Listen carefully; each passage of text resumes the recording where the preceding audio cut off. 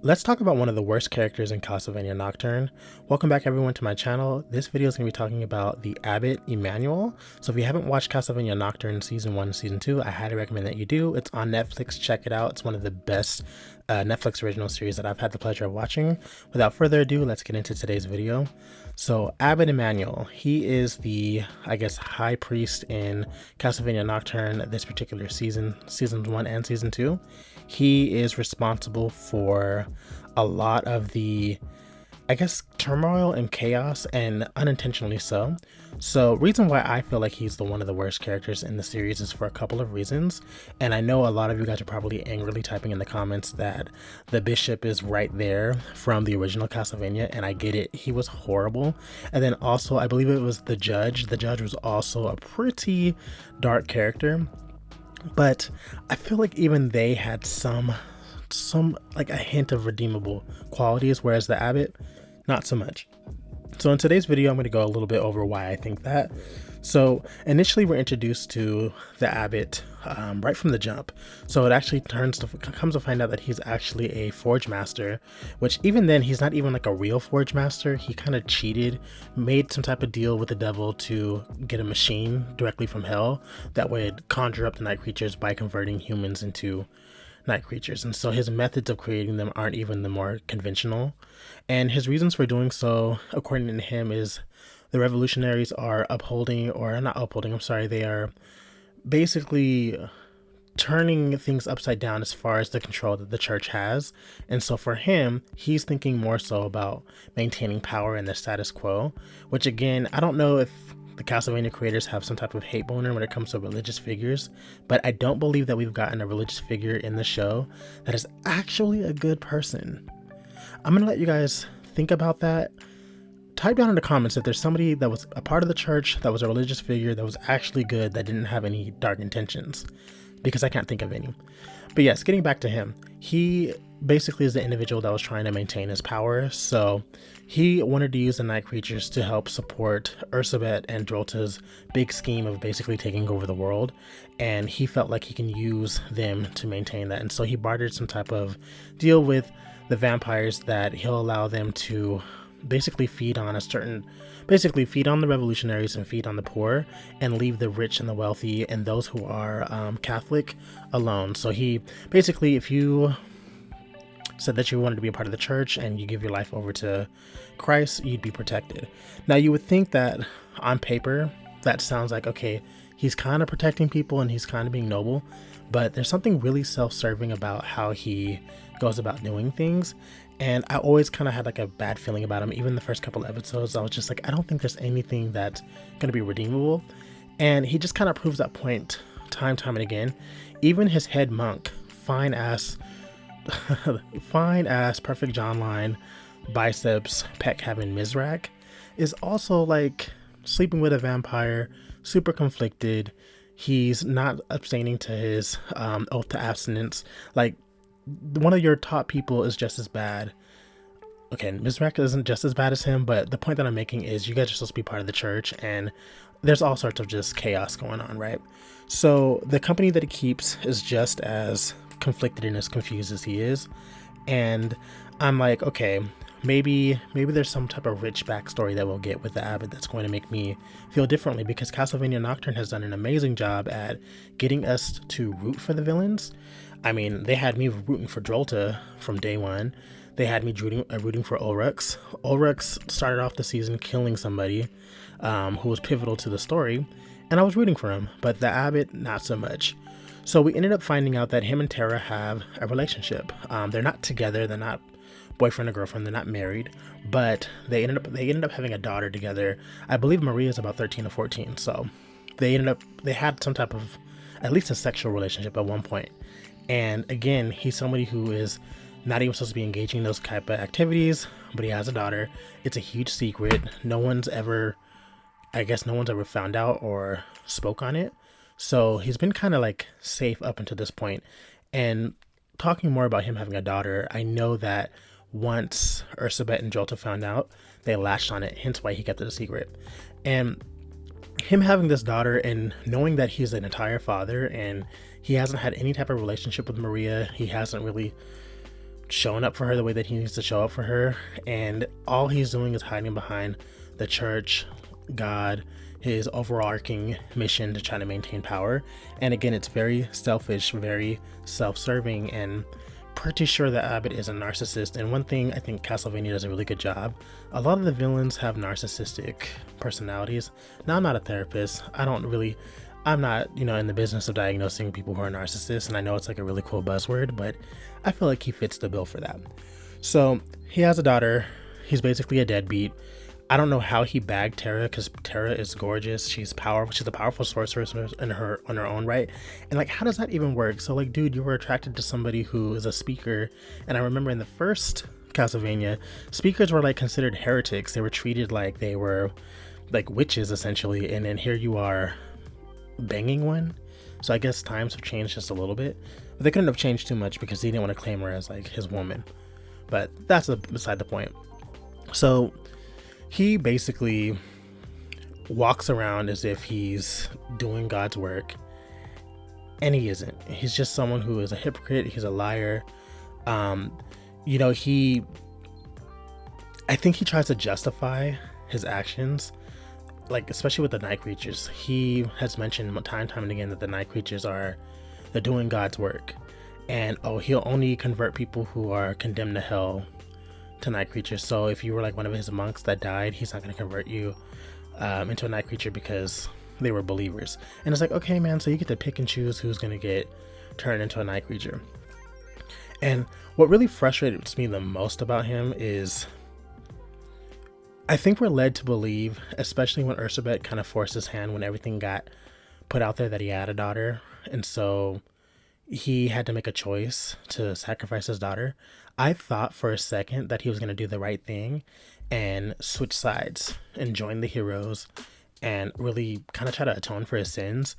And Maria goes into the cathedral and they're talking, and I'm like, okay, he's not going to really sacrifice his daughter. And this dude has this most unhinged grin on his face, and he starts reading convenient Bible scriptures and just really like kind of like talking over Maria while trying to like restrain her. And I'm like, bro, you're really willing to sacrifice your daughter for what?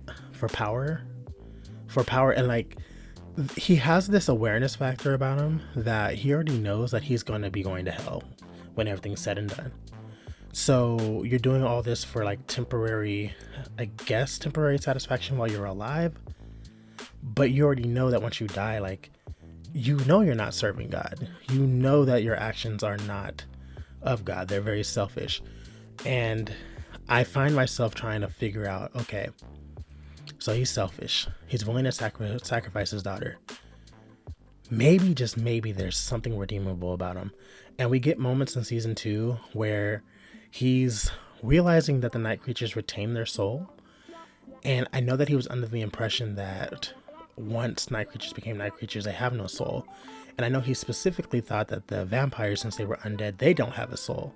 And the fact that the night creatures are retaining their essence and of who they are, it seemed to me like he was feeling a little guilty or some type of remorse. And so I thought, okay, maybe we're gonna have some regret, especially after Tara gets turned into a vampire, because that was his fault. He had the opportunity in that moment to switch sides, and he chose not to. If he would have just had his night creatures attack Ursabet, I'm not saying that they would have won unscathed, but there would have been an entire army of night creatures at his command versus her, plus Richter, plus Annette, plus Olrox. The whole gang could have jumped her at that moment. He opted not to. And it's just very frustrating. It's like, dude, like, people are literally telling you like, hey man, like, what you're doing is wrong. It's not of God. You have the potential to redeem yourself and actually be the person of the church, the protector of the people that you, pretend to be. And at every chance, he just shows us who he really is. And what really stood out to me the most when Maria confronted him, by the way, I really didn't think Maria was going to kill him. I really didn't. I thought she was gonna like scare him. Nah, mama, like she committed fully to it. But even then, he like cowered in fear. He just turned into like a little kid. And I mean, and they always say you really figure out who you are at the moment before you die. And he died like a coward. And again, I know that there's some really evil characters in Castlevania, but I feel like with the Abbot specifically, because he was just so blatantly narcissistic and self-serving at every corner, and it's almost like he wanted his cake and eat it, and he wanted to eat it too. He was my least liked character of the season by far. And I mean, Ursabet alone had committed some really heinous atrocities, but at least she had some quick one-liners. The Abbot didn't even have that. He couldn't even like stand 10 toes down on some of the things that he was passionate about. It was just really disappointing.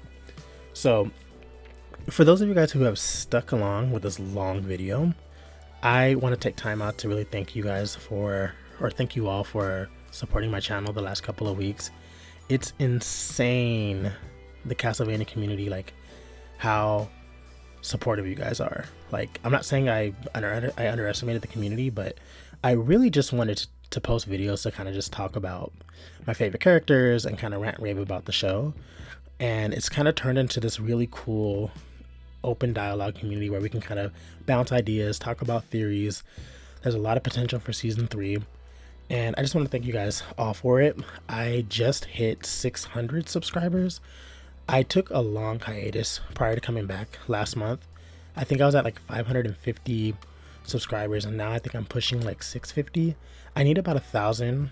No, I need 1,000 to hit my monetization goal, and then on top of that, a certain amount of watch time hours. And just these couple of weeks, I've gained about 100 new subscribers.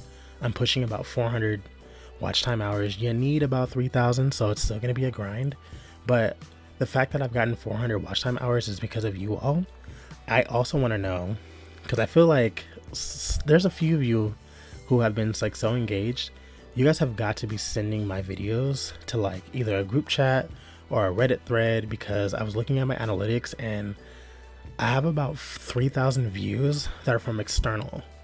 So they're not from YouTube recommendations, they're not from just kind of like the normal means. It means that somebody somewhere is sharing my content, whether it's on Twitter or Reddit or just some other media, and I want to thank you guys for doing that as well. I think it's really cool. I didn't realize how underserved the Castlevania community is. There's a ton of, I guess, Castlevania content, but I don't see a lot of content creators talking about it often. So I love the fact that you guys enjoy what I have to say. I am not like the expert all things Castlevania. I'm a fan of the show. I'm a filthy Dragon Ball fan. I love Dragon Ball, but coming from like Dragon Ball, Naruto, Bleach, like, Japanese style anime, and then coming into like the Castlevania lore has been really, really cool. And I wasn't sure what to expect as far as like how you guys would receive my commentary on it, but it seems like you guys really like it. I have some really really cool video ideas for the rest of the month coming up. For those of you guys who are fans of Annette, I have not forgotten her. I got something really cool. Well, I don't want to hype it up, but basically I have a video coming for her where I'm going to rant and rave about how much I just adore her character and her design. And I just love how they brought her, they conceptualized her, because I know the original version wasn't the same. What else? This is just going to turn into like a video of me talking. I feel like if you guys have lasted this long, you guys can hear me rant and rave. To kind of share some like personal information about me. The start of this year was actually pretty tough with me. I was working and I ended up getting impacted by layoffs. So I was pretty bummed out for the first couple of weeks, and I don't know, I feel like this year is a year for me to kind of sit back and reevaluate what I really want in life and really figure out the things that are going to make me happy and that the things that I can pour into. And a negative situation will always turn to a positive. Me finding work isn't an issue. I don't think that's the issue. I think for me it's just, what can I do that's going to give me fulfillment? And I know YouTube has just been such a healthy outlet for me for the last couple of weeks. It's giving me something to focus on, something to talk about. That I will hop on camera again very soon. I'm just trying to get my setup right, just so you guys can get a real feel of like my personality and like who I am. But I just want to thank all of you guys for like the commentary. I'm a pretty open guy, so I really like all your guys' different comments, and I love the different points of views. And you know, if I come across like I know everything, I don't. Yeah.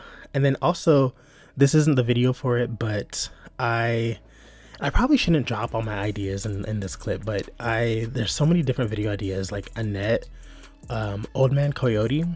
Man, I got a good video for that coming out, that I'll be working on sometime next week. I just gotta do a lot of digging, because he's not a character that was in the games, so I think he is a Netflix Castlevania like original character. So I just want to do that character justice when I talk about him. So prior to Castlevania, I used to do a lot of like versus matchups, so I'm open to whatever you guys want to see. I just want to do right by the community and listen to you all, and just not put out, you know, just random stuff. I want to be as consistent as possible, but I know that was a long-winded, I guess, off tangent, but I really appreciate you guys, and it's been a really cool ride. I'm just so shook over the Castlevania community. Like, I had no idea like there was such a need, and I had no idea that you guys were so invested into the series. Like, I thought I am invested, but I'm that person that binge watches the show, and then I'll go on YouTube, Google, Reddit, and I'm looking at like different theories and stuff. But to see that kind of come alive in my comment section has been really cool. Yeah. But getting back to the main topic of this video, the Abbot Emmanuel, I personally don't think that he has any redeemable qualities. I think he is one of the worst characters in the show. He's the reason why Tara got turned into a vampire. Granted, a vampire speaker is one of the coolest concepts ever, but in the context of the story, what a jerk, what a just low down piece of you know what, right? I can honestly say I don't think you guys will get a video of me praising him ever, because I just don't think he has anything good to talk about. If you guys can find anything redeemable, comment it for sure. But yeah, please be on the lookout for my next video. It is most likely going to be either Annette or Old Man Coyote. I haven't decided which. I also have a playlist of all my Castlevania videos. I want to try to keep it as organized as possible for you all. Please check that out. It really helps my watch time hours if you guys play that playlist and just loop it, or I wouldn't say loop it, but just, you know, binge watch it. It really helps a ton, especially if you guys like and comment, and you know, share it with your friends. I'm not gonna go anywhere. I plan on churning out Castlevania content as much as possible. So until the next video, you guys have a wonderful week, and I can't wait to see you guys in my next video.